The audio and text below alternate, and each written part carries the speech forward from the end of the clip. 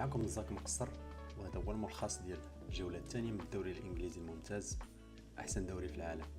بلا ما نطول عليكم خليكم مع الفيديو. بدينا السيمانه الثانيه ديالنا بويست هام ضد من تشيلسي، بجوج جايين من نتائج خايبه في الجوله الاولى. خساره ديال ويست هام ضد من فريق عاد طلع للبريمير ليغ اللي هو ساندرلاند، و تشيلسي تفرض عليها التعادل في بلادها ووسط جماهيرها ضد من كريستال بالاس. دونك بجوج باغيين يبينوا شي حاجه. فهادشي اللي شفنا في البدايه ديال الماتش. ويست هام كانوا ضاغطين، كانوا لاعبين مزيان، وقدروا انهم يماركيو بيت اللي ماركاه باكيتا، بيت اللي الصراحه كان واعر. ولكن تشيلسي دغيا رجعوا وقدروا انهم يماركيو جوج بيوت، ثم زادوا الثالث والرابع والخامس. يعني الماتش كان سهل بالنسبه لتشيلسي، وممكن الغياب ديال بالمر دقائق قليله قبل ما يبدا الماتش ودخل استيفاو في بلاصتو السبب علاش بان لينا تشيلسي واحد اخر مختلف على تشيلسي اللي شفنا في الماتش اللي قبل. ثنائيه واعرين بين استيفاو وديلاب. واخا ديلاب ما لعبش مزيان صراحه، جواو بيدرو لعب بوست ديال العشرة بطريقه واعره بزاف، احسن بزاف ديال الماتشات اللي لعبهم بالمر، من غير بيان سور الفينال ديال كاس العالم للانديه. كيرجع اللور كيجيب كره كيسقي صحابو.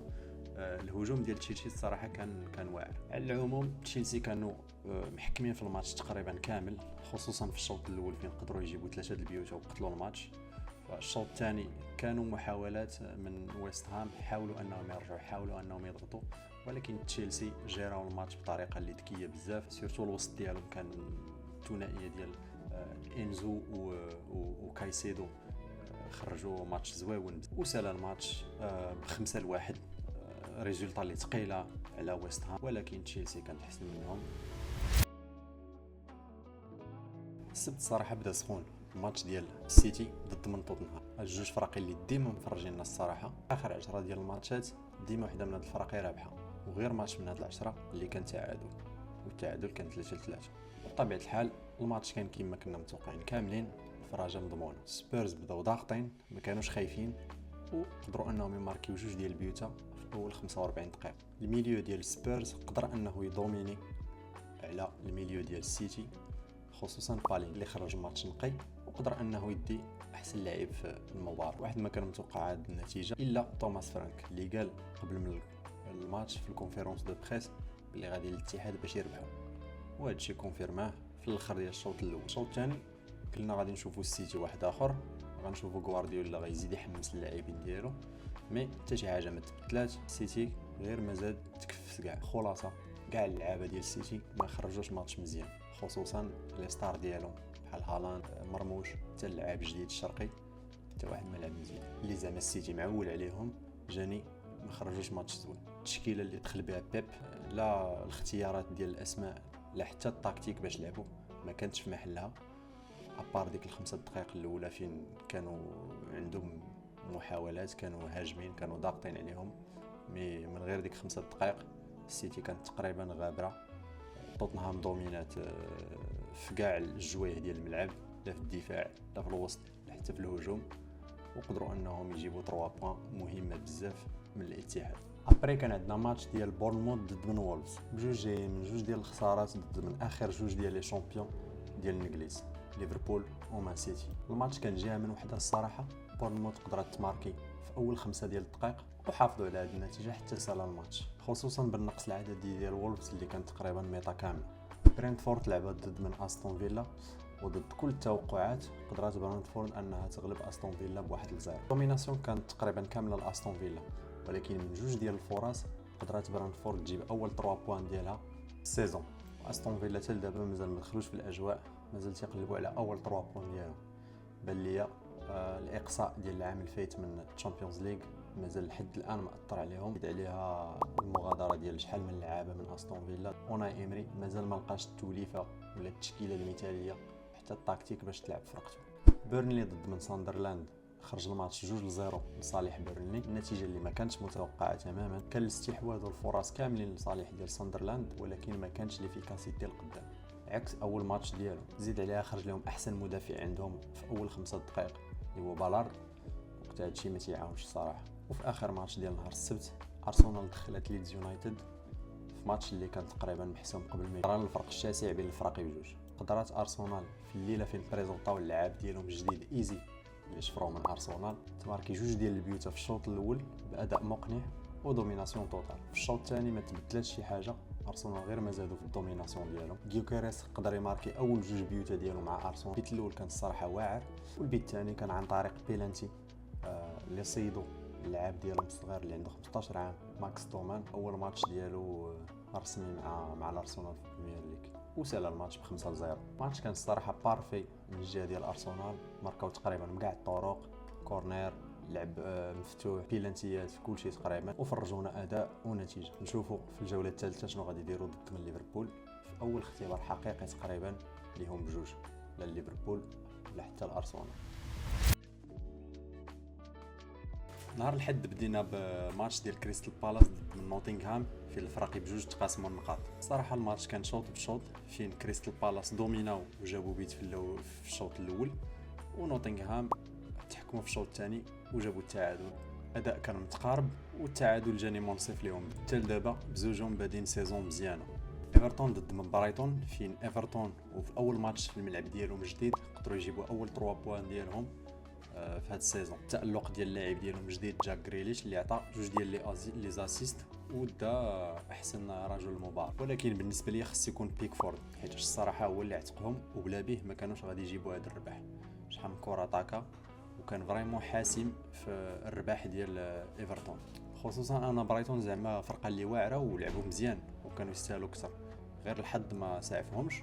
وبيان سور بيكفورد تاعو. سالينا السوبر سانداي ديالنا بالماتش ديال فولهام ضد من مانشستر يونايتد في الملعب ديال فولهام كراهام كوتيج. هذا الماتش اللي ولا في الاعوام الاخرى صعيب على مانشستر يونايتد، فين يا كيربحوا بزز يا كيخسر. الشوط الاول ما كانش شي حاجه، كانوا فرص ديال الفراقي بجوج من هنا ومن لهيه. مان يونايتد لعبات شويه في دوك الدقائق الاولى ديال الشوط الاول، ولكن ما كانش شي حاجه واقفه على الصح. كانت فكره واضحه ديال اليونايتد كيفاش يخرجوا الكره من اللور، كانوا كيسونطريو الكره بالمدافعين ديالهم، كتجي عند شي واحد سوا كياخذوا لي سكون بالون سوا كيطلبوا زهرهم تجي عندهم كره. الوسط ديالهم كان شويه مشلل حيتاش فيه غير برونو فرنانديز اللي لاعب تقريبا. كازيميرو كان غابر كاع كيسونطريو نيشان لقدام، ما تيدوزوش كاع على الوسط.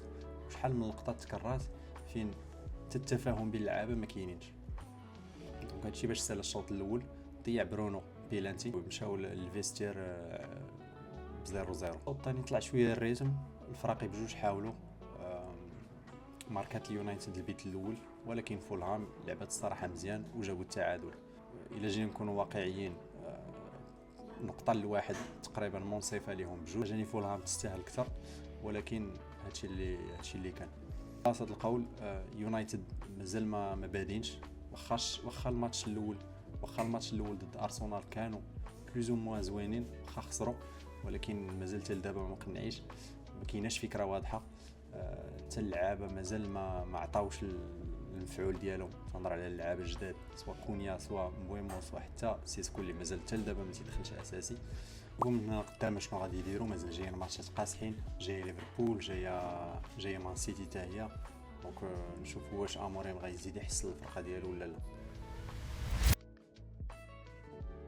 نهار الاثنين ختمناها بنيوكاسل ضد ليفربول، ثاني احسن قمه في هذه السيمانه، والصراحه كانت احسن ختام نظرا للدراما اللي وقع بين هاد الفرق بجوج. ايزاك باغي يمشي، ليفربول دفعوا فيه بزاف ديال الفلوس، ولكن نيوكاسل ما باغاش تطلقوا نظرا حتى هي خصها مهاجم. مؤخرا نوضوها بجوج صباط في السوشيال ميديا، كنهضر على ايزاك ونيوكاسل. قبل ما يبدا الماتش الجماهير ديال نيوكاسل تلقاو ليفربول بالغوات والصداع، طلعوا تيفو كيدقوا فيه على الفرقه وحتى اللاعب. المهم الجو كان مشحون، وهذا الشيء اللي بان في الماتش تقريبا كامل. نيوكاسل كان باغيين يربحوا بزز، ما باغينش يخسروا، وحاولوا بكاع الطرق، كانوا كيضربوا بزاف، وكانت باينه غيتصيدوا في شي حمره. هادشي اللي طرا فاش خرج غوردون في اخر اللحظات ديال الشوط الاول. من مورا ما خداو اول بيت. الشوط الثاني ليفربول زاد البيت الثاني، وكلشي كان تيقول باللي صافي ها الماتش غادي يسالي هكا ولا غادي يزيدوا بيوت اخر. ولكن غير ب 10 ديال اللعابه وبتالق خيالي ديال الوسط ديالهم سورتو كيماريش، قدرات نيوكاسل انها تجيب التعادل. تحرج ليفربول في الشوط الثاني خيالي ليهم، كيفاش الله اعلم. ولكن في اخر اللحظات وكاع الزهر اللي كاين عند ليفربول قدروا انهم يجيبوا البيت ديال الرباح باسيست ديال صلاح اللي كان غابر الماتش كامل، وبيت ديال اللاعب الشاب ديالو مريو اللي كيبصم على اول ماتش ديالو في البريمير ليغ. على العموم ليفربول ما لعبوش مزيان، هادشي الصراحه غريب، ولكن راه ما يستاهلوش هذا الرباح هذا. يعني كان عندهم شويه ولا بزاف ديال الزهر، وشي لعابه كانوا في نهارهم بحال ايتيكيتي اللي ماركا البيت، بحال كاكبو سورتو، بحال رايان في الوسط، وريو فاش دخل من البونتوش. خلاص الدفاع بلا ما نهضروا عليه نفس المشاكل كيتعاودوا، وصلاح كان غابر حتى هو اليوم كامل، عطى داك الاسيست ديال اللي بيد الرباح. كاس من الجهه الاخرى داروا ماتش اللي بطولي بزاف، غير ب 10 د اللعابه قدروا انهم يحرجوا الشامبيون ديال الانجليز، غير على شويه كانوا يقدروا يجيبوا واحد التعادل اللي ثمين بزاف. صراحه ماتش داروا زويون بزاف وكانوا يستاهلوا اكثر، ولكن هذه هي الكره. شفنا سيمانه اخرى خياليه، بزاف ديال البيوت، بزاف ديال المفاجآت، وهذه تكون هي احسن تشكيله ديال السيمانه الثانيه من الدوري الانجليزي الممتاز. بيكفورد في غارديان اللي كان الصراحه ديسيزيف مع فرقته، وجاني كان هو يستاهل احسن لعاب في الماتش، احسن من غريليتش، وبسببه قدرت ايفرتون تدي اول 3 بوان ديالهم في الموسم. في الدفاع كاين عندنا كالافيوري اللي الصراحه دار ماتش زوين مع الارسنال، كان تيعاون القدام واللور، هو لا تيمبر اللي شفناه ماركا جوج ديال البيوتا، وبجوج داروا ماتش زوين مع ارسنال. قلب الدفاع اختاريت روميرو وشالوبا اللي تا هما داروا ماتشات كبار مع فراقيهم، كانوا عندهم دي كونتريبيسيون في الدفاع كتار، وكانوا محكمين تقريبا في الخط الدفاعي ديالهم كامل. سورتو روميرو اللي الصراحه تيجيني مازال ما واخدش حقه. في الوسط اختاريت كل من بالينيا، رايان غرافنبرغ وكايسيدو، ثلاثه الصراحه داروا ماتشات زوينين مع فراقيهم، بثلاثه اورينتي في الدفاع، يعني دي بروفيل اللي دفاعيين اكثر من هجوميين، ولكن بثلاثه قدروا يماركيو بيوتا مع فراقيهم وكانوا حاسمين. لا بالينيا مع توتنهام، لا غرافنبرغ داك البيت الاول ديالو كسر به داك النحس ديال البيوتا، ولا حتى كايسيدو اللي الصراحه في اخر الشهور كيدير ماتشات كبار وكبار مع تشيلسي. والتريو ديال الهجوم ديال السيمانه كاين عندنا كاكبو اللي الصراحه كان حاسم مع فرقته ليفربول، هو الوحيد اللي كان هازم والوحيد اللي كان تيدير المشاكل، وقدر انه يعطي 2 اسيست. تيجيني هو اللي مسؤول على الربح ديال ليفربول. كاين عندنا غيوكيريس اللي حتى هو ماركا اول جوج بيوتا ديالو مع ارسنال، سيرتو البيت الاول كان زويون بزاف، اداء فردي، كان زوين بالتحركات ديالو، كان تيدير المشاكل للخصم، كان تيديرونجي القدام.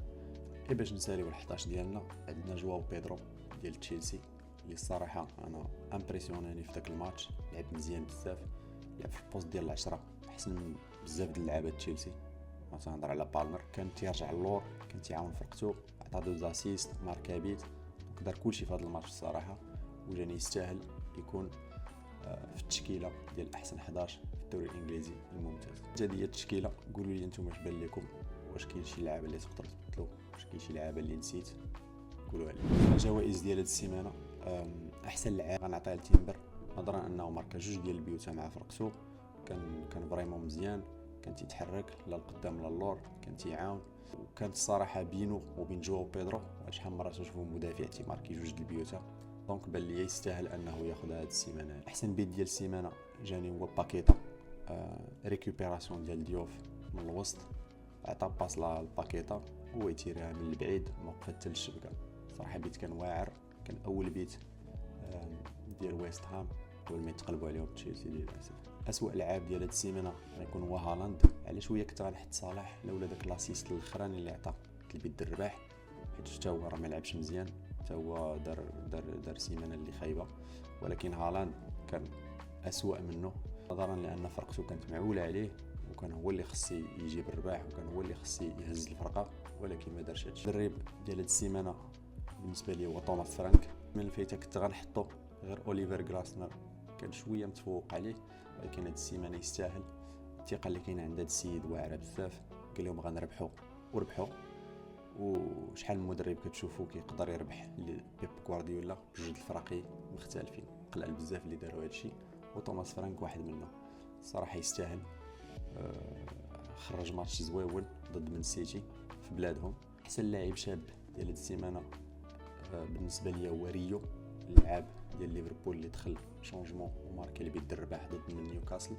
على شويه كنت غندير استيفاو، الصراحه كنت داير استيفاو في الاول لولا هذا البيت هذا اللي دار ريو، وبجوج يستاهلوا الصراحه. غير ريو جاني تفوق اكثر شويه حيتاش نظرا للسن ديالو الصغير، اول ماتش ديالو في البريمير ليغ، وقدر انه يجيب بيت مهم لفرقه كبيره بحال ليفربول. واحسن لاعب افريقي لهاد السيمانه هو دانجو واتارا، اللاعب ديال برينتفورد اللي كان حاسم مع فرقته. البيت ديالو هو باش ربحوا برينتفورد استون فيلا. دار ماتش مزيان، دار ماتش نقيقي، قدر يعاون فرقته وقدر يجيب لهم الربح. دونك يكون هو احسن لاعب افريقي ديال السيمانه. هذا ما كان. الا عجبك هادشي اللي تندير ما تنساش دوز عندي الكيك فين كنستريمي الماتشات ديال الدوري الانجليزي، الدوري الاسباني، وحتى الشامبيونز ليغ فاش غادي تبدا. ناقشوا مواضيع الكره، كنشطوا بيناتنا، كنقصروا، كنتفرجوا في ماتشات في الديسكورد. هذا ما كان. تهلاو اخويا.